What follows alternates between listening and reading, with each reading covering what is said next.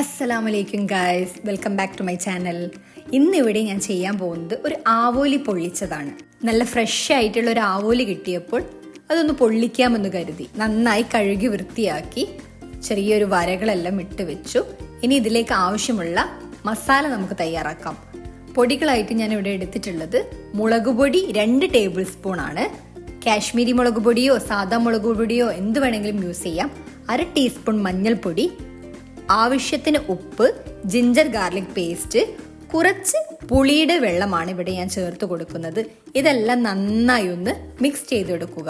നല്ലപോലെ ഈ ഒരു മസാല ആയി കഴിഞ്ഞതിന് ശേഷം ഇതിലേക്ക് വരഞ്ഞു വെച്ച നമ്മുടെ ആവോലി ഓരോന്നോരോന്നായി ഇട്ട് കൊടുക്കുക. എന്നിട്ട് ഇതിലേക്ക് മസാല നന്നായി തേച്ച് പിടിപ്പിക്കുക. ഇത് റെസ്റ്റിന് വെക്കേണ്ട ആവശ്യമൊന്നുമില്ല, നമുക്ക് അപ്പം തന്നെ പൊരിച്ചെടുക്കാം. ഒരു ഫ്രൈ പാൻ അടുപ്പത്ത് വെച്ച് അതിലേക്ക് ഓയിൽ ഒഴിച്ചു കൊടുത്ത് ഓരോന്നോരോന്നായി ഇട്ട് ഇത് ഫ്രൈ ചെയ്തെടുക്കുക. ഈ ഒരു ഫിഷ് നന്നായി മുരിയിച്ചെടുക്കരുത്, ജസ്റ്റ് ഒന്ന് ഫ്രൈ ചെയ്തെടുത്താൽ മതി. ഒരു 3-4 മിനിറ്റ് തിരിച്ചും മറിച്ചും ഇട്ട് നന്നായി ഇതൊന്ന് കുക്ക് ചെയ്തെടുക്കുക. ഈ മീനെല്ലാം പൊരിഞ്ഞു വരുന്ന സമയത്ത് നമുക്ക് അടുത്ത സ്റ്റെപ്പ് നോക്കിയാലോ. ഇനി ഇതിലേക്ക് നമുക്ക് ആവശ്യമുള്ളത് തേങ്ങാപ്പാലാണ്. 1 പാലാണ് നമുക്ക് വേണ്ടിയത്.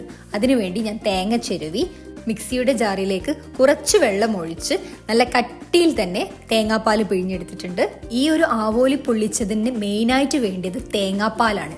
തേങ്ങാപ്പാലിലാണ് ഈ ഒരു ഫിഷ് ഫ്രൈ ചെയ്ത് വരുന്നത്. തേങ്ങാപ്പാലിൽ വേവുന്ന ആ ഒരു ഫിഷിന് വല്ലാത്തൊരു ടേസ്റ്റ് തന്നെ ആയിരിക്കും കേട്ടോ. അപ്പോഴേക്കും നമ്മുടെ ഫിഷ് ആയിട്ടുണ്ട്. അപ്പോൾ നമ്മുടെ ആവോലി നമുക്ക് ഫ്രൈ പാനിൽ നിന്ന് ഒരു പാത്രത്തിലേക്ക് മാറ്റിയെടുത്ത് വെക്കാം. ഇനി ഇതിലേക്കുള്ള മെയിൻ മസാല തയ്യാറാക്കാൻ വേണ്ടി ഒരു പാൻ അടുപ്പത്ത് വെച്ച് അതിലേക്ക് ഓയിൽ ഒഴിച്ചു കൊടുത്ത് 2 സവാളയാണ് ഞാൻ ഇവിടെ എടുത്തിട്ടുള്ളത്. ചെറുതാക്കി മുറിച്ചു കൊടുത്ത് ഈ ഒരു പാനിലേക്ക് ഇട്ട് കൊടുത്ത് ഇതൊന്ന് വഴറ്റിയെടുക്കുക. ആ ഒരു സമയത്ത് തന്നെ കുറച്ച് ഉപ്പ് കൂടി ഇട്ട് കൊടുത്താൽ പെട്ടെന്ന് ഈ ഉള്ളി വാടി കിട്ടും. ഇനി നമുക്ക് ആവശ്യമുള്ളത് 2 പഴുത്ത തക്കാളിയും 2 പച്ചമുളകുമാണ്. നിങ്ങളുടെ എരിവിനനുസരിച്ച് പച്ചമുളകിന്റെ എണ്ണം കൂട്ടുകയോ കുറയ്ക്കുകയോ ചെയ്യാം കേട്ടോ. ഇവയെല്ലാം ഇതിലേക്ക് ആഡ് ചെയ്ത് കൊടുത്ത് നന്നായി ഒന്ന് ഇളക്കി കൊടുക്കുക. ഇനി ഇതിലേക്ക് വേണ്ടത് ചുവന്നുള്ളി വെളുത്തുള്ളിയാണ്. ഒരു 4 ചുവന്നുള്ളിയും 5-6 വെളുത്തുള്ളിയും അമ്മിയിലിട്ട് നന്നായി ഒന്ന് കുത്തിയെടുക്കുക. പേസ്റ്റ് ആക്കി എടുക്കണ്ട, ഒന്ന് ജസ്റ്റ് കുത്തിയെടുത്താൽ മാത്രം മതി. അങ്ങനെ ഇതെല്ലാം കൂടി നമ്മുടെ മിക്സിങ്ങിലിട്ട് നന്നായി ഇതൊന്ന് ഇളക്കി കൊടുക്കുക. അവസാനമായി നമ്മുടെ കറിവേപ്പില കൂടി ഇട്ടാൽ നമ്മുടെ വെജിറ്റബിൾസ് എല്ലാം ഇതിലായി. ഇനി ഇതിലേക്ക് ആവശ്യമുള്ളത് പൊടികളാണ്. 1 ടീസ്പൂൺ മുളക് പൊടി, 1/2 ടീസ്പൂൺ മഞ്ഞൾപ്പൊടി, 1/2 ടീസ്പൂൺ മല്ലിപ്പൊടി എന്നിവയാണ് പൊടികളായി ഇട്ട് കൊടുക്കുന്നത്. ഞാൻ ഇതിലേക്ക് കുറച്ചുകൂടി ഉപ്പ് ആഡ് ചെയ്യുന്നുണ്ട്. നിങ്ങൾ നോക്കിയിട്ട് മാത്രം ഇതിലേക്ക് ചേർത്ത് കൊടുക്കുക. കാരണം ആദ്യം സവാള ആഡ് ചെയ്യുന്ന സമയത്ത് നമ്മൾ കുറച്ച് ഉപ്പ് ഇട്ടിട്ടുണ്ട്. അതുകൊണ്ട് നിങ്ങൾ ടേസ്റ്റ് ചെയ്ത് പാകത്തിന് മാത്രം ഉപ്പ് ചേർത്ത് കൊടുക്കുക. ഇനിയാണ് നമ്മുടെ സ്പെഷ്യൽ താരം, തേങ്ങാപ്പാൽ ഇതിൽ ആഡ് ചെയ്ത് കൊടുക്കുന്നുണ്ട്. കുറച്ചായിട്ട് ആഡ് ചെയ്ത് കൊടുക്കുക. അങ്ങനെ ഇതിലേക്ക് എല്ലാ തേങ്ങാപ്പാലും വീഴ്ത്തിയതിന് ശേഷം നന്നായി ഇതൊന്ന് ഇളക്കി കൊടുക്കുക. ഇതേപോലെ കുറച്ച് ഗ്രേവിയായി നമുക്ക് കിട്ടും. അതൊരു ലോ ഫ്ലെയിമിലിട്ട് നന്നായി ഒന്ന് ഡ്രൈ ചെയ്തെടുക്കുക. ഇതുപോലെ ആയിട്ടുള്ളൊരു മസാലയായി കിട്ടും അപ്പോൾ. ഇനി നമുക്ക് വേണ്ടിയത് വാഴയിലയാണ്.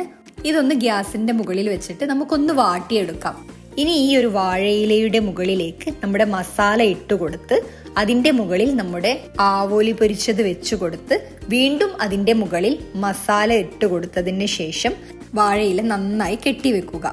ഈ ഒരു മസാല നല്ല കട്ടിയിൽ തന്നെ വെച്ചു കൊടുക്കുക. എന്നാലേ ആവോലിയിലേക്ക് ഈ ഒരു തേങ്ങാപ്പാലിന്റെ ഫ്ലേവർ ഇറങ്ങിയിട്ട് നല്ലൊരു ടേസ്റ്റ് തന്നെ ഉണ്ടാവുകയുള്ളൂ. എന്നിട്ട് വാഴയില നന്നായി കെട്ടിവെച്ചതിന് ശേഷം നമുക്കിതൊന്ന് പൊള്ളിച്ചെടുക്കാം. അതിനായി ഒരു പാൻ അടുപ്പത്ത് വെച്ച് കുറച്ച് ഓയിൽ ഒഴിച്ചു കൊടുത്ത് അതിലേക്ക് നമ്മുടെ വാഴയില വെച്ചു കൊടുക്കുക. ജസ്റ്റ് ഒരു 3 മിനിറ്റ് മാത്രം തിരിച്ചു മറിച്ചും ഇട്ട് ഇതൊന്ന് ലോ ഫ്ലെയിമിലിട്ട് കുക്ക് ചെയ്തെടുക്കുക.